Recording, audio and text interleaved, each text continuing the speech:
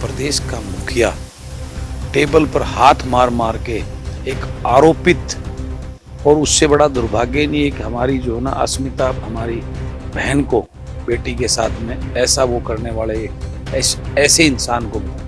एक मुख्यमंत्री जी की गरिमा के अनुसार उनको ये कहना चाहिए, अगर हमें वो करा रहे हैं उसको बख्शेंगे नहीं, बिल्कुल ये मैं भरोसा दिलाता हूँ सदन को।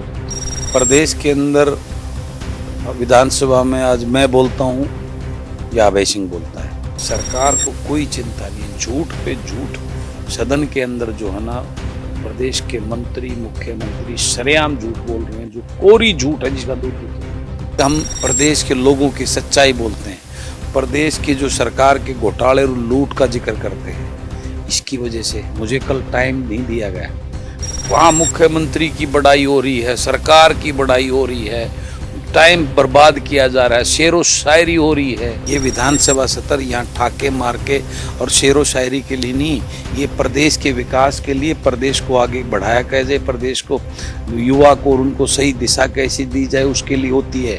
देवेंद्र बबली जी से मेरे व्यक्तिगत अच्छे, और आप 1 साल पहले का उदाहरण, वही देवेंद्र बबली जी उस सरकार को भी पता नहीं क्या क्या बोलते थे, और इवन देन मंत्री बनने के बाद भी उन्होंने सरकार की लूट को 1-2 बारी बोला, जिसके बाद उनको रोका गया। आज वो सरकार की उसको बता रहे हैं, जो है ना सरपंच को, तो बेचारे को नौकरी मिली, जैसा ऊपर से आदेश मिला वो बोलना उन्होंने। एयरपोर्ट की आड़ में जिस प्रकार से वहाँ प्लानिंग के तहत किसानों की सस्ती जमीन को खरीद कर और फिर वहाँ से अपनी पावर का यूज करके रोड निकाल कर अपनी कंपनियों को बड़ा खेल खेला है, जो अभय सिंह जी ने उठाया था, वो बहुत उसकी जांच होनी चाहिए। हरियाणा विधानसभा का बजट सत्र जो है वो लगातार जारी है, और इस वक्त मेरे साथ महम से निर्दलीय विधायक बलराज कुंडू जी है। और कुंडू साहब की अगर हम बात करें तो पहले तो महम के लोगों की बात करें या फिर रोहतक की बात करें या फिर उनके आसपास के इलाके की बात करें, वहां तक जो है बलराज कुंडू को सब लोग जानते थे। लेकिन एक निर्दलीय विधायक होते हुए जिस प्रकार बलराज कुंडू ने जो है वो, अगर हम बात करें सड़क से लेकर सदन तक की जो यात्रा की है, करीब 680 किलोमीटर की यात्रा करके चंडीगढ़ तक पहुंचे, और लगातार कहीं न कहीं जो विधानसभा की जो बातें थी, पहले भी मुद्दे उठाते थे, और अब जब पूरे हरियाणा का भ्रमण करके आए हैं, लोगों ने जिस तरह की बातचीत बताई है, कितना अनुभव इनका रहा, वो सारी की सारी बातें करेंगे। और पहले बजट सत्र की अगर बात करें उसको लेकर बातचीत करें। कुंडू साहब, पहले तो बहुत बहुत स्वागत है बिंदास हरियाणा। थैंक यू, धन्यवाद। कुंडू साहब, पहले आपकी यात्रा से ही शुरुआत करूंगा, क्योंकि अगर हम बात करें इस वक्त आप निर्दलीय विधायक हैं, लेकिन मैं आपके अलावा बाकी निर्दलीय विधायकों की बात करूं जिन्होंने सरकार को समर्थन दे रखा है, या फिर जो कांग्रेस के विधायक हैं जो कांग्रेस के चुनाव चिन्ह पर जीत के आए हैं, या फिर बीजेपी के या जेजेपी के हैं, जितने भी विधायक हैं वो चाहे मंत्री भी क्यों ना हो, सभी का कहीं ना कहीं ये रहता है कि जो 2024 के चुनाव आने वाले हैं, हमें कौन सी पार्टी से टिकट मिले या फिर हमारी टिकट पक्की है या नहीं, कहीं ना कहीं यानी कि टिकट के जुगाड़ में लगे रहते हैं। लेकिन आप निर्दलीय विधायक होते हुए उस तरफ ध्यान ना देकर आपने इतना बड़ा बीड़ा उठाया कि आप लोगों की कहीं ना कहीं दुख दर्द सुनने के लिए निकल पड़े। क्या आपको किस तरह का कोई डर नहीं लगा? कि मैं राजनीति में जन सेवा की भावना से आया हूँ, और ये लूट और झूठ की जो राजनीति चली आ रही है, इस राजनीति में बदलाव हो, और जनप्रतिनिधि जनता की सेवा करने के लिए राजनीति में आए। आज जिस प्रकार का माहौल राजनीति को व्यापार बना दिया, एमएलए मंत्री बनकर अपने घर भरने की सोच लेकर ज्यादातर लोग इसी सोच के साथ राजनीति में आए। मैं राजनीति में आया हूं, राजनीति जन सेवा का, लोगों का प्रतिनिधि बनकर उनके अधिकार उनको दिलाना, और जो सरकार की गलत नीतियों के प्रति आवाज उठाना, और सरकार को जनता के लिए चुनी जाती है, सरकार जनता के द्वारा जनता के लिए चुनी जाती है, उसके अनुसार काम करे, इस सोच के साथ मैं राजनीति में आया हूं, और वही ड्यूटी मैं अपनी पूरी कर रहा हूं। और बातें पहले बड़ी वो होती हैं, लेकिन जब अंदर जाकर विधानसभा का सदस्य बनकर मैम के लोगों ने मुझे विश्वास जताकर ये जिम्मेवारी दी, और वहां जाकर मैंने जो चीज देखी और जो अनुभव वहां के हुए, वे किस प्रकार ये राजनीतिक लोग बड़े बड़े सपने बेचकर उस लोगों की गरीब की गरीबी के साथ में उनकी भावनाओं से खेलकर, उनके झूठे सपने दिखाकर, उनकी वोट को लूट कर जिस प्रकार ऐशो आराम ये लोग कर रहे हैं, और उस जनता के साथ एक बहुत बड़ा धोखा। और वो भोले लोग फिर 5 साल बाद इन्हीं के दूसरे भाई को चुना के भेज देते हैं, दूसरे उनको चेहरे बदल जाते हैं, लेकिन ये लूट और झूठ ये बढ़ती जा रही है, कम नहीं हो रही। आज बेरोजगारी की बात करें तो युवाओं का बुरा हाल। हरियाणा प्रदेश में लगभग 40 लाख के युवाओं की फौज तैयार हो गई है, जिनका भविष्य अंधकार में, जो उसकी वजह से, पीड़ा की वजह नशे की तरफ, अपराध की तरफ जा रहा है। गवर्नमेंट जॉब्स जो है, जो परमानेंट जॉब खत्म होती जा रही है। सरकार ने तो ऐसा खेल कर रखा है कि आज एचपीएससी की बात करें तो एचपीएससी के अंदर यूपी बिहार के चेयरमैन और सेक्रेटरी बैठे हैं, और जितनी जॉब सब लग रही क्लास 2 की, क्लास 2 की, क्लास 1 की, उसमें अभी लेक्चरर की पोस्ट अभी रिसेंटली रिजल्ट आया है उनका, उसमें 18 में से 11 यूपी बिहार के लगे हैं। पहले एसडीओ लगाए थे, 80 में से 78 जो ना यूपी बिहार के लगे थे। अब एचसीएस का रिजल्ट आया, 1/3 उसके अंदर यूपी बिहार लगा है। सोशियो इकोनॉमिक के जो है ना 5 मार्क्स जो हरियाणा के गरीब बच्चों उनके जो लगते थे, वो सब के लिए लागू कर दिए बाहर के लिए। ये पहला हरियाणा ऐसा प्रदेश है, नहीं तो ये इस प्रकार के मार्क्स सिर्फ प्रदेश के गरीब बच्चों को जो है ना वो करने के लिए लगाए जाते हैं। ये पहला जिसको सबके लिए एप्लीकेबल कर दिए। डोमिसाइल 15 साल का जो टाइम होता था उसको 5 साल कर दिया। यानी हमारे हरियाणा के बच्चों की चिंता नहीं है, सरकार बाहर से लाके जो है ना यहाँ बच्चों को एम्प्लॉयमेंट दे रही है। हमारा बच्चा एम्प्लॉयमेंट, जीके के अंदर जो ना हरियाणा की जीके का कोई सवाल ही नहीं पूछा जाता। जो हरियाणा के बच्चों को एडजस्ट करना, हरियाणा जीके होगी तो हरियाणा के बच्चे उसके अंदर ज्यादा एडजस्ट होंगे। लेकिन बिल्कुल पूरी तरह सरकार की कार्यशैली हरियाणा के युवाओं के साथ में उनको बर्बाद करने की क्लियर नजर आ रही है। और इसी पीड़ा में जो आज यूथ, उसको भविष्य नजर नहीं आ रहे। हमारे ग्रामीण अंचल के बच्चे फौज में लगते थे, वो अग्निवीर के नाम से उसको खत्म कर दिया उनका। आज हमारे बच्चों ने पढ़ना छोड़ दिया, वो पढ़ के करेंगे क्या। हमारे हाईली क्वालिफाइड बच्चे आज जो है ना चपड़ासी की लाइन में, कौशल रोजगार, टेम्परेरी जॉब में लाइन में खड़े कर दिए लोगों ने।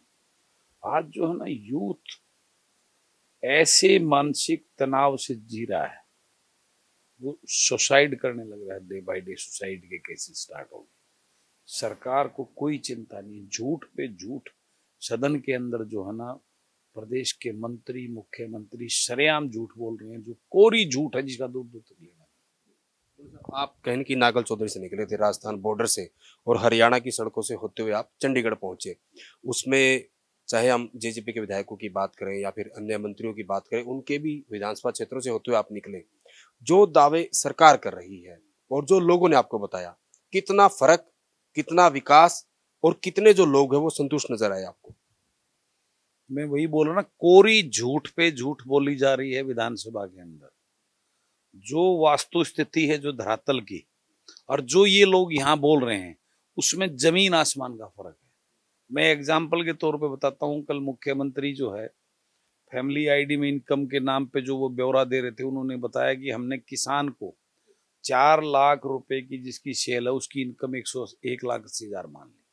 यानी 45% उसकी सेल का इनकम मुख्यमंत्री सदन के अंदर बोल रहे हैं। अब उसकी इतनी इनकम है। मैं तो हैरान हूं, जिस दिन किसान की उसकी जो टोटल प्रोडक्ट जो उसका बिकता है, जो वो पैदावार करता है, अगर 45 उसकी लागत पूरी नहीं हो रही। अभी जो कुरुक्षेत्र के अंदर मैंने मीडिया के अंदर जो है ना रिकॉर्डेड है किसानों की, आज 12 से 15 हजार रुपए प्रति एकड़ आलू बिक रहा है, और पर एकड़ उसका जो किसान का खर्चा है वो 40,000 रुपए, यानी 25,000 रुपए प्रति एकड़ उसको नुकसान हो रहा है। और मुख्यमंत्री जी कहते हैं कि उसकी जो है ना 45% इनकम है। यानी कितनी बड़ी झूठ और जो है खिलवाड़ ये सरेआम है। प्रदेश का नांगल चौधरी से सरसों की फसल के मुआवजे बर्बाद होगी जब पाले की वजह से, उसके लिए मुआवजा कर रहा है, जल भराव के लिए है, गन्ने के भाव के लिए है, या आलू के भावांतर के लिए है। पूरे प्रदेश का किसान सड़कों पे है और मुख्यमंत्री उसकी 45% इनकम बता रहे हैं। यानी कितना बड़ा कोरा झूठ को नजदीक भी लगती, इस प्रकार की झूठें बोली जा रही हैं। रोजगार के नाम पे झूठ बोली जा रही है। मुख्यमंत्री जी कहते हैं कौशल रोजगार में हमने लगभग 95,000 युवाओं को, मैं सुन के हैरान हूं। कौशल रोजगार का ब्यौरा दिया जा रहा है जो टेम्परेरी है, जिसमें 14-15 हाईली क्वालिफाइड एमटेक बीटेक बच्चों को चपड़ासी बना दिया, वो भी कॉन्ट्रैक्ट बेस पे। उनका रोज शोषण हो रहा है, उनको 12-12 घंटे काम ले रहे हैं उनसे, जब मर्जी उनको घर भेज दे रहे हैं। उसको कौशल रोजगार निगम इसलिए बनाया था, जिस विभाग में कमी है उसका काम सफर ना करे, टेम्परेरी बेस पे लगा रहे, इन बिटवीन परमानेंट भर्ती कर ले। परमानेंट भर्ती कोई कर नहीं रहे, उसके अंदर 1 लाख के करीब जो है ना, मुख्यमंत्री विधानसभा में बोल रहे हैं रिकॉर्ड ऑन रिकॉर्ड पटल पे भी, हमने इतने लड़कों को कौशल रोजगार में दे दिया। उसका ब्यौरा दे रहे हैं जो टेम्परेरी है, परमानेंट की नहीं बात कर रहे कि वो उसकी वो 1 लाख जो 95,000 हमने उसकी परमानेंट नौकरी देंगे कि नहीं देंगे। यानी इसके माध्यम से जो रिजर्वेशन है, आरक्षण, उसको खत्म किया जा रहा है। वो गरीब एससी बीसी जो हमारे बच्चे हैं उनके बच्चों को खत्म किया जा रहा है। यानी एक बहुत बड़ी साजिश के तहत एक बहुत बड़ा खेल खेला जा रहा है, किसान के साथ, गरीब के साथ, युवाओं के साथ। आज प्रदेश का जो है ना, बुजुर्गों की पेंशन काट ली, गरीबों के राशन कार्ड काटे फैमिली आईडी के नाम से, एक बहुत उसके साथ में आज स्कूल बंद किए जा रहे हैं, अस्पतालों में डॉक्टर नहीं। बड़ी बड़ी बात करते थे, हर डिस्ट्रिक्ट पे मेडिकल कॉलेज खोलेंगे, हॉस्पिटल बनाएंगे, डॉक्टरों की कमी दूर करेंगे। सब झूठे दावे जो नहीं सरकार के फेल हो चुके हैं। आज ये बात लोगों की समझ में आती जा रही है। और ये जिस प्रकार की बड़ी पार्टियां झूठ और लूट की इस प्रदेश को लूटा जा रहा है, भ्रष्टाचार की सारी सीमाएं पार कर दी हैं। जितने घोटाले हुए थे, जो शराब घोटाला, रजिस्ट्री घोटाला, खरीद घोटाला, एक्साइज घोटाला, जितने घोटाले किसी एसआईटी एसईटी बनाई जो है, कोई रिपोर्ट नहीं, कोई कार्रवाई नहीं। पूरा प्रदेश में आज जो है ना कोई विकास डेवलपमेंट नहीं। गीत गा रहे हैं मारुति वहां से, वो मारुति वहां गुड़गांव से शिफ्ट कराई, कोई नई प्लांट नहीं लगाया है, उसके गुणगान कर रहे हैं हमने उद्योग। कोई प्लांट आज असुरक्षित में प्रदेश का जो हरियाणा प्रदेश देश का सबसे असुरक्षित प्रदेश हो गया अपराध की वजह से, अनसेफ। कौन के तो उसकी कौन उद्योगपति यहाँ प्लांट लगाएगा, कौन इंडस्ट्री यहाँ पे आएगी जो अनसेफ प्रदेश के अंदर। आज यूपी बिहार से आगे निकल गया हमारा। नशे में जो ना पंजाब कुड़ता, उसमें नशे में हमारा प्रदेश नंबर 1 पे हो गया, बेरोजगारी में नंबर 1 पे हो गया, अपराध में नंबर 1 पे हो गया। इस प्रदेश के हालात, आज पूरा प्रदेश लहूलुहान है। और सरेआम विधानसभा पटल पर अंत्योदय उद्योग बड़ी बड़ी जो ना गुणगान गाथाएं गाई जा रही हैं, अमेरिका की बातें करी जा रही हैं। इतने बड़े बड़े अगर उस सारी बातों को आप सुन ले तो शायद विश्व का सबसे जो ना सुंदर और खुशहाल प्रदेश भारत हरियाणा होना चाहिए। ऐसी ऐसी गाथाएं ऐसे ऐसे वो कर रहे हैं। इन तमाम मुद्दों पर हम आएंगे जो आपने सिलसिलेवार तरीके चर्चा करेंगे। लेकिन विधानसभा की अगर बात करें, आपको समय मिला, हालांकि दोपहर बाद आपका नंबर आया शाम को, और काफी जो आपका भाषण था, जो आपने मुद्दे उठाए, उसमें एक पीड़ा भी थी, गुस्सा भी था और एक दर्द भी था। लेकिन बार बार आपको कहा गया कि जब आप बोलने का प्रयास करें कि आपको नेम कर दिया जाएगा। लेकिन अभय सिंह चौटाला को भी जो है वो 2 दिन के लिए निष्कासित कर दिया गया। अभय सिंह चौटाला जो मुद्दा उठा रहे थे हिसार एयरपोर्ट का, और उनका जो निष्कासन था, क्योंकि उनके लिए भी आप कहीं ना कहीं खड़े हुए थे, उस निष्कासन को आप कैसे देखते हो? वो बहुत गलत हुआ। प्रदेश के अंदर विधानसभा में आज मैं बोलता हूँ या अभय सिंह बोलता है। मुझे 3 बार कल चेतावनी दी कि नेम करने की, बाहर करने की, और जो है ना अभय सिंह जी को कर ही दिया। उनका हमारा ये है कि हम प्रदेश के लोगों की सच्चाई बोलते हैं, प्रदेश की जो सरकार के घोटाले और लूट का जिक्र करते हैं। इसकी वजह से मुझे कल टाइम नहीं दिया गया। बहुत जिदोजहद के बाद 5:30 बजे मुझे मुश्किल से 5 मिनट बोलने दिए गए। और जो सरकार के जो ना उनकी सोच है ना, सिर्फ सरकार की प्रशंसा करने के लिए एक एक बीजेपी के विधायक जो सरकार के विधायक हैं, सत्ता पक्ष के विधायक हैं, उनको 10-10, 15-15, 20-20 मिनट, क्योंकि वो मुख्यमंत्री की सरकार की वाहवाही कर रहे थे, जो मुद्दों की बात थी उसमें किसी को टाइम नहीं दिया गया। शेरो शायरी चल रही है। यही व्यथा मैंने कही, भाई शर्म आनी चाहिए हमें। हम लोगों ने हमारे को चुन के भेजा है इस विधानसभा के अंदर, हम मुद्दों पे बात करें, युवाओं को रोजगार कैसे दें। आज जो कर्मचारी हमारे सड़कों में लाठियां, 4 दिन पहले उनको वाटर कैनन, आंसू गैस गोले लाठियां भर दी, उनका हक ओपीएस का उनको देना चाहिए। किसान की बुरी दुर्दशा जो सारे प्रदेश में बैठा है उसके लिए चर्चा होनी चाहिए। आज आज जो है खिलाड़ियों के लिए चर्चा होनी चाहिए। हरियाणा प्रदेश 1 नंबर के पायदान से 3 नंबर पे आ गया है। आज किस प्रकार का माहौल है। सरपंच हमारे सड़कों पे बैठे हैं अपने हक के लिए। सरेआम तानाशाही बरती जा रही है। बुजुर्गों के राशन कार्ड काट दिए, गरीब के वो काट दिए, तब पेंशनें काट दी बुजुर्गों की। आज स्कूलों में टीचर हर वर्ग उस पर चर्चा नहीं हो रही है। वहां मुख्यमंत्री की बड़ाई हो रही है, सरकार की बड़ाई हो रही है, टाइम बर्बाद किया जा रहा है, शेरो शायरी हो रही है। सत्ता पक्ष और विपक्ष मिलके ऐसा चुआबिली इस प्रदेश की जनता को बेवकूफ बना रहे हैं। आपने शेरो शायरी की बात की, आपने अभय सिंह चौटाला का नाम लिया और आपने खुद का नाम लिया कि आप 2 लोग जो है वो कहीं ना कहीं मामलों को उठाने का प्रयास करते हैं। लेकिन जब शेरो शायरी जब मुख्यमंत्री और नेता प्रतिपक्ष के बीच चलती है, सभी विधायक ठहाके लगाते हैं, तो आप लोग भी ठहाके क्यों नहीं लगाते? जब सारे के सारे विधायक वहां हंसते हैं कि शेरो शायरी हो रही है, आप दोनों को इतनी पीड़ा क्यों होती है? क्योंकि बलराज कुंडू धरातल से जुड़ा हुआ है, लोगों की पीड़ा को जानता है। मैं एक गरीब किसान के घर में एक फौजी का बेटा हूँ, उस धरातल से उठ के आया हूँ और अभी रिसेंटली 680 किलोमीटर का सफर तय करके इस प्रदेश की पीड़ा देख के आया हूँ। ये विधानसभा सत्र यहाँ ठाके मार के और शेरो शायरी के लिए नहीं, ये प्रदेश के विकास के लिए, प्रदेश को आगे बढ़ाया कैसे, प्रदेश को युवा को और उनको सही दिशा कैसी दी जाए उसके लिए होती है। वो कोई रंगमंच नहीं है विधानसभा। विधानसभा इस प्रदेश के लिए जो नीतियां बढ़ाने के लिए है, वहाँ सीरियस मूड में। वहाँ ये बड़ा दुर्भाग्य है, उस विधानसभा की गरिमा का, लोकतंत्र का उल्लंघन है। वहाँ पे इस प्रकार की जो वो करना, ये पीड़ा जो है ना मेरी बोलती है, जो मैं बोला कल, ये पीड़ा मैंने सबको कहा। हमें शर्म आनी चाहिए, लोगों ने हमारे को चुन के भेजा है या मजाक करने के लिए या खेल करने के लिए नहीं। उस प्रदेश की जनता के जो है ना तकलीफों के लिए, यहाँ नीतियां बनाने के लिए हमें भेजा है। इसलिए वो पीड़ा थी जो मेरे अंदर झलक रही थी, जो आपने देखी होगी, जो मैं विधानसभा में बोला वहां पे। कुंडू साहब, तमाम खामियां कमियां आपने गिनाई, लेकिन मैं बात करूं, अभी नवनिर्वाचित विधायक चुन के आए हैं, आदमपुर से बाई इलेक्शन हुआ, कुलदीप बिश्नोई के बेटे भव्य बिश्नोई, उन्होंने कहा कि विकास पुरुष, मुख्यमंत्री की जो तुलना है वो विकास पुरुष उन्होंने कहीं के संबोधन किया। और उसके बाद कहीं ना कहीं आदमपुर की जो समस्याएं थी उनके बारे में भी मांग रखी कि जो मेरा आदमपुर का जो बदहाल सूरत है उसको कहीं ना कहीं सरकार ठीक करने का काम करे। एक तरफ कहीं ना कहीं मुख्यमंत्री को विकास पुरुष कहा जा रहा है और वहीं दूसरी तरफ कहीं ना कहीं जो समस्याएं हैं आदमपुर की वो गिनाई जा रही है, क्योंकि उसको लेकर भी कांग्रेस के काफी विधायकों ने एक हंसी कहीं ना कहीं उड़ाई, मजाक उड़ाया। उनको आप कैसे देखते हैं? वो राजकुमार है बेचारा, उसको जो लिख के दिया उसने पढ़ के बोल के सारा सुना दिया। ये तो दुर्भाग्य है, इस प्रदेश के लोग कब समझेंगे। ये राजकुमारी प्रथा, जब तक इन राजघरानों की दुकान बंद नहीं होगी, किसान मजदूर का बेटा, वह आदमपुर से अगर को किसान का बेटा चुन के आता तो वो जेन्युइन बात करता। वो राजकुमार जो है, जो घर से उसके बाप ने लिख के दिया, जो अपनी दुकानदारी उनकी चलनी चाहिए, वो जो बोला वो दे के वो बोल के चला गया, कल अपनी हाजिरी लगागा। आज थोड़ा ना सदन में, उसको क्या पता सदन क्या होता है, क्या मतलब। वो तो उन्होंने तो राज किया है, ऐशो आराम की है, वो बड़े 5 स्टार होटलों की जिंदगी जी है, उनको क्या पता इस प्रदेश की तकलीफ का। यही तो दुर्भाग्य है, जब तक ये व्यथा, ये प्रथा नहीं बदलेगी, प्रदेश का व्यवस्था परिवर्तन नहीं हो सकती। इसी परिवर्तन के लिए मैंने यात्रा निकाली और इसी परिवर्तन के लिए मैं चिल्लाता हूँ।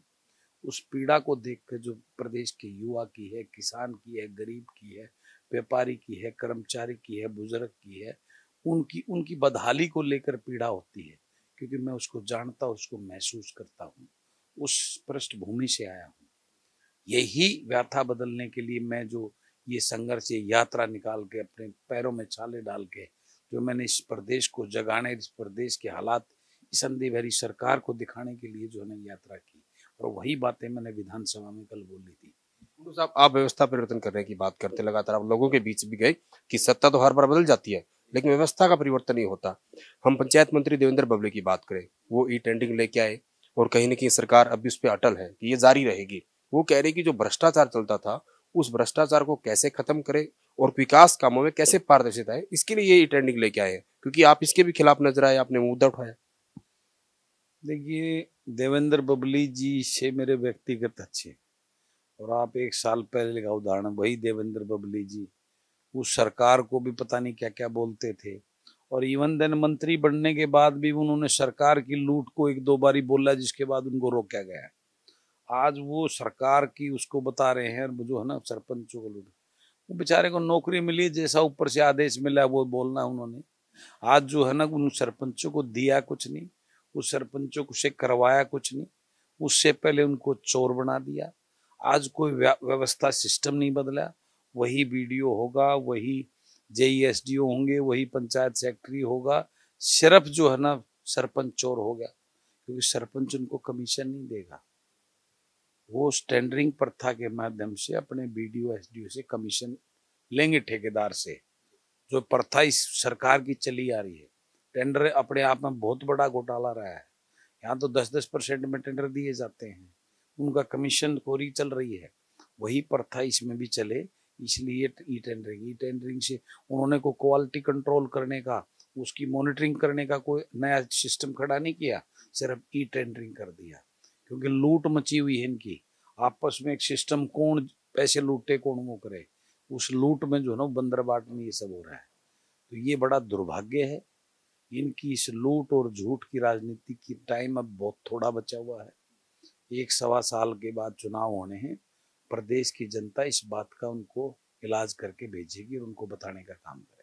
कुल्लू साहब, हम मंत्री संदीप सिंह की बात करें, उनका मामला भी लगातार चल रहा है और कहीं ना कहीं आपकी तरफ से या फिर विपक्ष की तरफ से कहने की इस्तीफे की उनसे मांग की गई, और मुख्यमंत्री ने कल सदन में कहा कि उनका इस्तीफा नहीं लेंगे, नहीं लेंगे, नहीं लेंगे। मुख्यमंत्री की आप प्रतिक्रिया को कैसे देखते हैं? देखिए, कल जिस प्रकार से माननीय मुख्यमंत्री जी का व्यवहार उनके इस्तीफों को लेके था, इससे दुर्भाग्य नहीं हो सकता और कोई बात नहीं हो सकती। एक प्रदेश का मुखिया टेबल पर हाथ मार मार के एक आरोपित, और उससे बड़ा दुर्भाग्य नहीं, एक हमारी जो है ना अस्मिता, हमारी बहन को बेटी के साथ में ऐसा वो करने वाले एक ऐसे इंसान को बताना। एक मुख्यमंत्री जी की गरिमा के अनुसार उनको ये कहना चाहिए, अगर हमें वो करा रहे हैं उसको बख्शेंगे नहीं, बिल्कुल, ये मैं भरोसा दिलाता हूँ सदन को। और जब तक के लिए, लेकिन जिस प्रकार से मार के एक अहंकार घमंड में एक ऐसे दुराचारी व्यक्ति को बचाने का काम और जो व्यवहार था, वो मैं उसकी निंदा करता हूँ। और वो अहंकार सीधा नजर आ रहा था, और उनका व्यवहार तो ऐसा था जिस प्रकार से, जैसे मुख्यमंत्री जी उस टाइम उनकी कोठी पे थे और उसको जो है ना उनके सामने उस वो था, वो बचा रहे। अगर मुख्यमंत्री जी वहां थे तो फिर सीधा, अगर वो ठीक है तो उस लड़की के ऊपर केस दर्ज करके अंदर कर दो ना। फिर अगर इतना ये टोटली का टोटली प्रेशर और अपनी पावर का मिसयूज, दुरुपयोग, तानाशाही और एक जबरदस्ती का जो ना रवैया है, और इसका जवाब आने वाले टाइम में बहुत जल्द ये प्रदेश की जनता इनको देगी। ये सारी चीजें नोट की जा रही हैं, जिस प्रकार का ये सिस्टम चल रहा है। कुल्लू साहब, हिसार एयरपोर्ट की बात करें, क्योंकि उसका मामला भी सदन में उठा, और मुझे याद है जब आप जन जागृति यात्रा के दौरान बरवाला और उकुलाना विधानसभा में थे, वहाँ के कुछ लोग और किसान भी आपसे आके मिले थे कि कैसे उनकी जमीनों को लिया गया, वो सड़क बनी, उसके बाद सड़क उखाड़ दी गई, और अभय सिंह ने भी यही आरोप सीधे सीधे वो मुख्यमंत्री दुष्यंत चौटाला पर लगाए कि पहले औने पौने दामों में जमीन ले ली गई, फिर बाद में बेच दी गई, और सीधा सीधा आरोप लगाया कि उन्हीं की कंपनियां थी। आपसे वो लोग भी मिले थे, आप इस पूरे मामले को कैसे देखते हैं? क्या कुछ इसकी जांच होनी चाहिए? देखिए, एयरपोर्ट बनना अच्छी बात है, लेकिन एयरपोर्ट की आड़ में जिस प्रकार से वहां प्लानिंग के तहत एक किसानों की सस्ती जमीन को खरीद कर और फिर वहां से अपनी पावर का यूज करके रोड निकाल कर अपनी कंपनियों को बड़ा खेल खेला है, जो अभय सिंह जी ने उठाया था, वो बहुत, उसकी जांच होनी चाहिए। और ऐसे दोषी लोगों को जो है ना, जो सरकार के द्वारा दी हुई पावर का मिसयूज करके जिन्हें लोगों की भावनाओं के साथ और लोगों के साथ ठगी की है, उनके ऊपर कड़ी कार्रवाई होनी चाहिए। और मैं अभय सिंह जी की उस बात का समर्थन करता हूँ, और उनके साथ जो व्यवहार हुआ उसकी मैं निंदा करता हूँ। वो लोकतंत्र के हित में नहीं है, और जो उनको 2 दिन के लिए नेम किया, ये सरेआम एक तानाशाही मैं कहूँगा। इस प्रकार का व्यवहार जो उनके साथ हुआ वो बहुत गलत था। वो तो नेम होने के बाद में, बल्कि मैं उनकी इस बात के लिए दाद देता हूँ, वो एक जोशीले गर्म मिजाज की हैं, मेरी तरह के हैं। वो उसके बाद भी बर्दाश्त करके चुपचाप अपने घर चले गए, उन्होंने कोई उसकी वहाँ पे वो नहीं किया। लेकिन ये दुर्भाग्य है कि उसमें उनका जो है ना समर्थन कांग्रेस को करना चाहिए था, तो उनका नहीं किया, क्योंकि ये सब मिलजुल के इनका एक सिस्टम अंदरूनी है जिसकी ये वो वजह से उनको बाहर किया गया प्लानिंग में। मेरे को भी 3 बार वार्निंग चेतावनी दी गई। अंतिम में कुंडू साहब, आप पूरे कहीं न कहीं हरियाणा की यात्रा करके आए हैं, 680 किलोमीटर से ज्यादा की आपकी यात्रा थी। आगे की बलराज कुंडू की क्या कुछ रूपरेखा रहेगी? क्या आप कोई नई पार्टी का ऐलान करेंगे? क्योंकि चुनावी मोड़ जो 2024 का वो शुरू हो चुका है और सबसे पहले ताल आपने ठोकी है। आप आधे हरियाणा को ना पाए, बाकी का भी आपका क्या कुछ कार्यक्रम रहेगा? क्या कोई बड़ी रैली करेंगे, लोगों से मिलेंगे, पार्टी बनाएंगे? क्योंकि लोग भी कहीं न कहीं बलराज कुंडू की तरफ देख रहे हैं। देखिए, अभी मैं हरियाणा प्रदेश के हलकों में गांव में जाऊंगा, मेरी आगे की प्लानिंग है। उसके बाद लोगों से चर्चा करने के बाद आने वाले समय में एक बड़ी रैली हम जींद में प्लान कर रहे हैं। उस रैली में वे सबसे चर्चा करने के बाद जो निष्कर्ष आएगा, वहां आगे की रूपरेखा रणनीति बनाने का काम करेंगे। कुंडू साहब बातचीत कर लिए। तो ये थे विधायक बलराज कुंडू, जिन्होंने कहीं न कहीं अगर बजट स्तर की बात करें तो तमाम के तमाम मुद्दे बताए और वो फर्क बताया जो सरकार यहाँ बताती है कि आखिर किस तरह का विकास हरियाणा में किया जा रहा है। और बलराज कुंडू यात्रा के दौरान जो लोगों से मिले, कर्मचारियों से मिले, युवाओं से मिले, किसानों से मिले, उनका दर्द और पीड़ा वो बलराज कुंडू के उस भाषण में नजर आई और हमारे साथ बातचीत की इसमें भी नजर आई। और कहीं न कहीं एक बहुत बड़ा ऐलान बलराज कुंडू की तरफ से क्या कहा गया है, किया गया है कि आगामी जो दिनों में ये कहीं न कहीं पूरे हरियाणा का दौरा भी करेंगे और जींद में जो है एक बहुत बड़ी रैली करेंगे। और उसके बाद जिस प्रकार लोगों से कहीं न कहीं बातचीत करने के दौरान जो चीजें निकल कर आएंगी, 2024 के लिए अगर इनको पार्टी भी बनानी पड़ी तो कहीं न कहीं लोगों से सलाह मशवरा करके वो भी करेंगे। लेकिन बड़ी चीज जो सामने निकल कर आई, बलराज कुंडू जिस प्रकार यात्रा के दौरान हर गांव में, क्योंकि देखो यात्रा राहुल गांधी की भी थी जो हाईवे से होके निकली, बलराज कुंडू की जो यात्रा थी वो हाईवे से ना होते हुए गांव गांव जो छोटे बड़े गांव हैं, चाहे कच्ची सड़कें हैं, बड़ी सड़कें हैं, वहां से लोगों के बीच होते हुए निकली। और कहीं न कहीं जो पीड़ा इन्होंने बताई कि जिस प्रकार लोगों से इन्होंने आह्वान किया कि मेरे को 50-60 बलराज कुंडू दीजिए, कहीं न कहीं जो आपकी बात उठाए। और बार बार जैसे इन्होंने अपने संबोधन में कहा कि विधानसभा के अंदर जो शेरो शायरी की जाती रही है, ये शेरो शायरी ना करके जो लोगों के असल मुद्दे हैं उन पर यहाँ चर्चा होनी चाहिए। आपको बलराज कुंडू की जो यात्रा थी उसको लेकर आपका क्या कुछ सोचना है? आगामी जो बलराज कुंडू की रूपरेखा है वो किस प्रकार की होनी चाहिए? क्या बलराज कुंडू को पार्टी बनानी चाहिए? इन तमाम के तमाम विषयों को लेकर आप क्या सोच रखते हैं, वो भी कमेंट के माध्यम से जरूर बताएं। वीडियो जर्नलिस्ट विकास कुमार के साथ सुरेंद्र नैन, बिंदास हरियाणा।